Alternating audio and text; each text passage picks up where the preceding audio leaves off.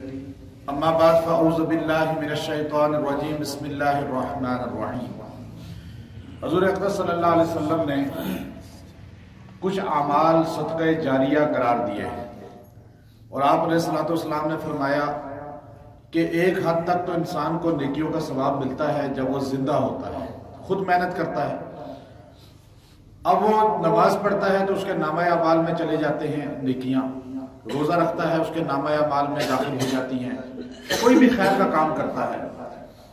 اب مسجد میں بیٹھنا بھی، صرف خالی بیٹھنا، جیسے آپ بیٹھے ہوئے ہیں، بے شک آپ اپنے غرض کے لیے کہ آپ علاج کے لیے تشریف لائے، عورتیں بیٹھی ہیں، مرد بیٹھے ہیں، آپ 8-8 گھنٹے انتظار کریں گے، 6-6 گھنٹے انتظار کریں گے نمبر لے کر، لیکن آپ مسجد کی نیت کر کے بیٹھیں کہ ہم اللہ کے گھر میں بیٹھے ہیں، تو آپ کا یہ بیٹھنا بھی عبادت بن جائے گا۔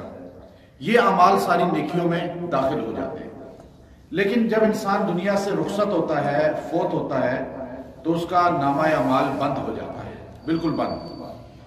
اب آپ صلی اللہ علیہ وسلم نے ہمیں کچھ اعمال ایسے بتائے ہیں جس کی وجہ سے ہمارا مرنے کے بعد بھی نامہ اعمال بند نہیں ہوتا، فرشتے نیکیاں لکھتے رہتے ہیں۔ وہ خوش قسمت انسان ہیں جن کو یہ سعادت ملتی ہے۔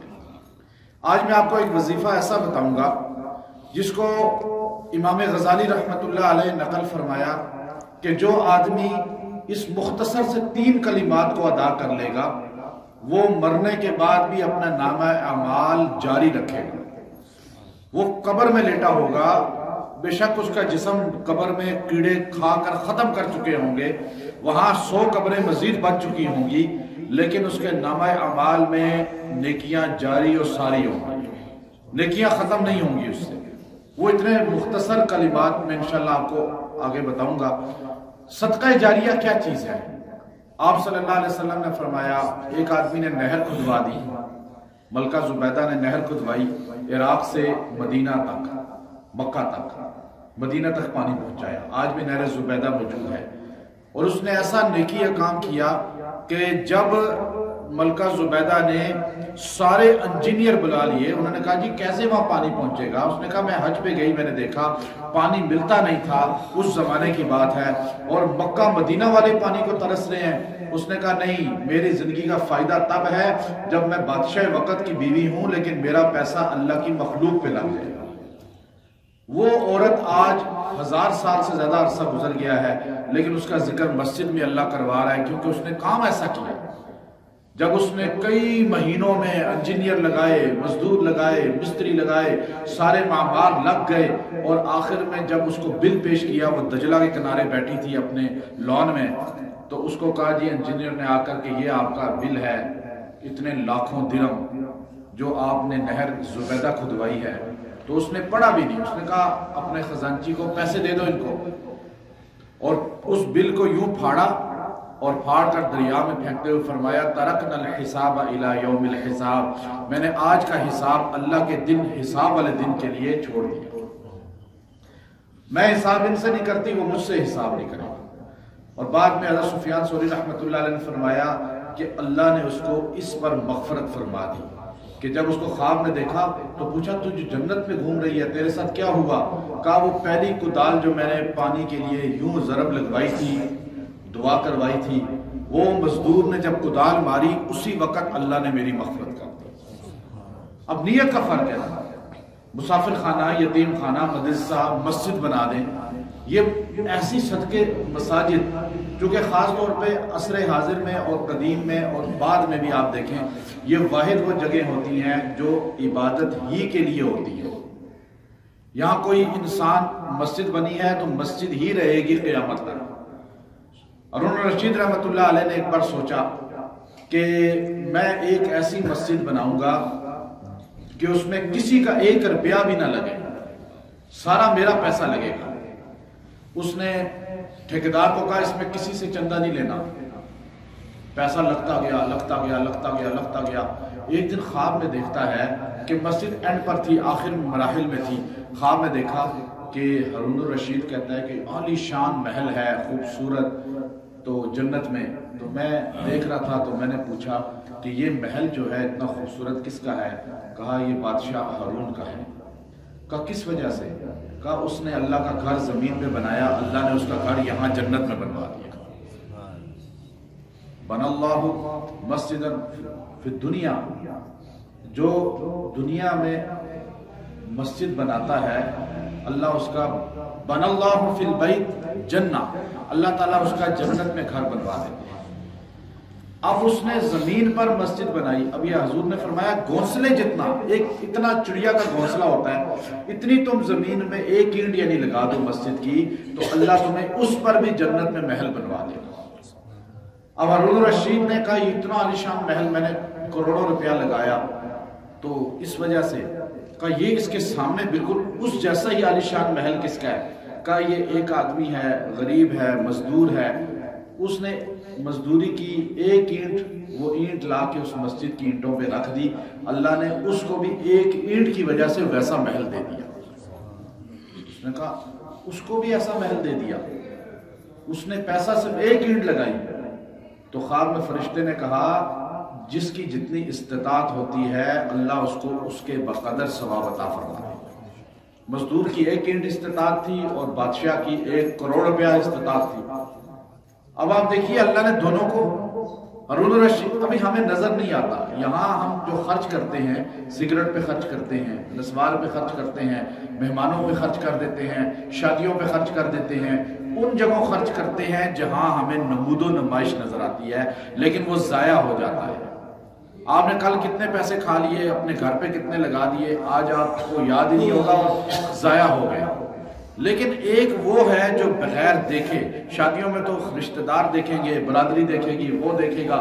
آپ دیکھیے ہارون الرشید اپنی بیوی کے ساتھ ٹہل رہا تھا دریا کے کنارے کنارے، تو صبح کا ٹائم تھا، بہلول اللہ والے تھے ایک بہت بڑے، اور وہ ریت پہ اپنا گھر بنا رہے تھے، اس طرح اللہ مجذوب سے تھے، اللہ والے گھر بنا رہے تھے۔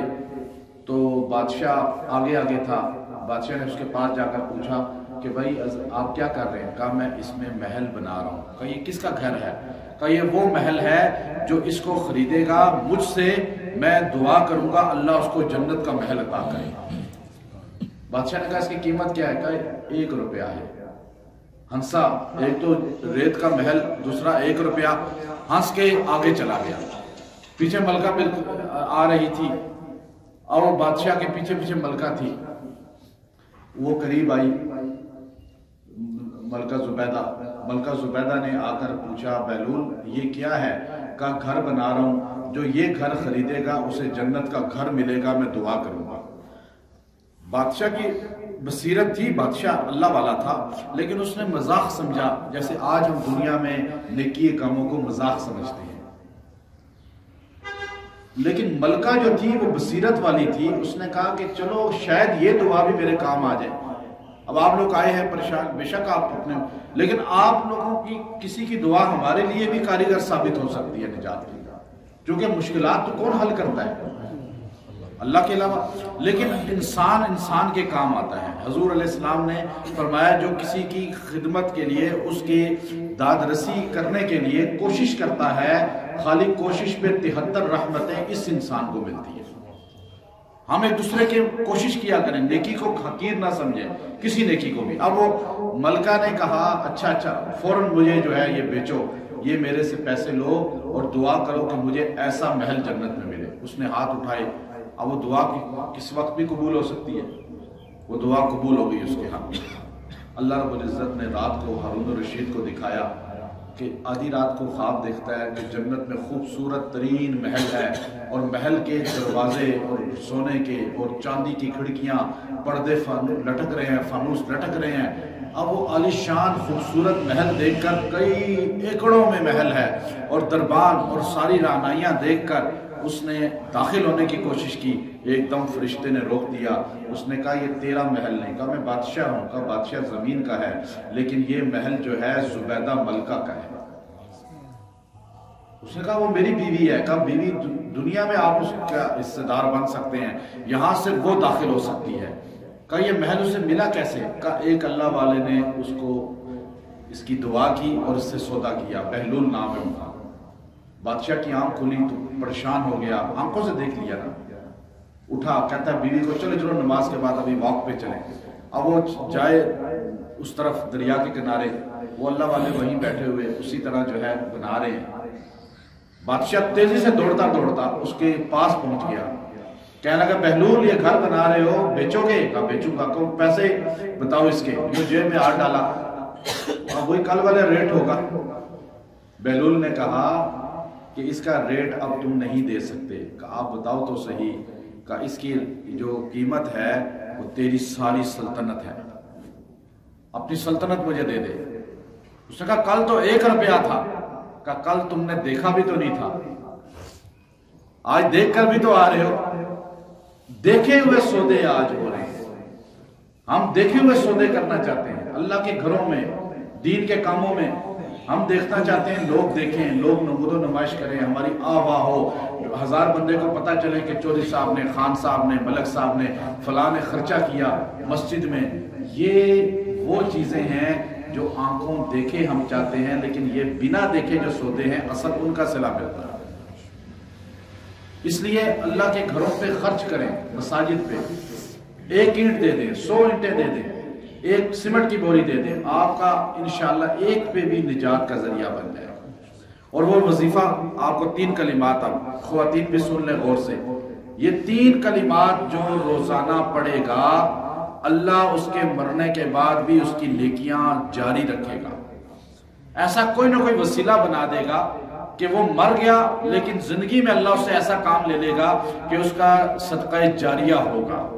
ویسے تو اولاد ہوتی ہے صدقہ جاریہ، مسجد بنا دی، مدرسہ بنا دیا، نہر کھدوا دی، لیکن یہ اللہ ان میں سے کسی ایک میں اس سے کام لے لے گا، کوئی نہ کوئی اللہ کام لے گا اس سے۔ وہ 3 کلمات کون سے ہیں؟ وہ 3 کلمات آپ اونچی آواز سے خواتین بھی پڑھ لیں اور مرد بھی۔ خواتین اپنے طور پہ اپنے چونکہ الگ ہیں، ان کی آواز ادھر نہیں آئے گی۔ کلمات کون سے ہیں؟ بہت آسان ہے، پڑھیے۔ اللہم اغفر لأمت محمد صلی اللہ علیہ وسلم، اللہم ارحم امت محمد صلی اللہ علیہ وسلم، اللہم انصر امت محمد صلی اللہ علیہ وسلم۔ کوئی مشکل ہے کلمات؟ کتنے آسان کلمات ہیں۔ تو اللہم اغفر، اللہم ارحم، اللہم انصر امت محمد صلی اللہ علیہ وسلم۔ آپ اس طرح بھی کہہ سکتے ہیں، الگ الگ بھی کہہ سکتے ہیں۔ اگر آپ روزانہ خالی 3 بار یہ جملے کہیں، روزانہ اپنا معمول بنا لیں، بے شک کسی بھی نماز کے بعد، ہر نماز کے بعد کہہ دیں تو آپ ابدال بن جائیں گے۔ یہ امام غزالی نے لکھا ہے کہ اگر ہر نماز کے بعد کوئی یہ 3 بار جملے کہے، اللہ اس کو ابدال کے منصب عطا فرما دیتے ہیں موت سے پہلے۔ کتنا آسان ہے۔ اس میں چونکہ آپ امت محمد کا سوچ رہے ہیں، اپنا نہیں سوچ رہے۔ آپ کہہ رہے ہیں پہلے کیا؟ اللہم اغفر لامت محمد صلی اللہ علیہ وسلم، اے اللہ حضور کی امت کی مغفرت فرما۔ اللہم انصر امت محمد صلی اللہ علیہ وسلم، اے اللہ حضور کی امت کی مدد فرما پوری دنیا میں آج۔ اور اللہم ارحم امت محمد صلی اللہ علیہ وسلم، اے اللہ حضور کی امت کی اوپر رحم فرما۔ یہ انشاءاللہ معمول بنائیں گے اپنا۔ وآخر دعوانا الحمدللہ رب العالمین۔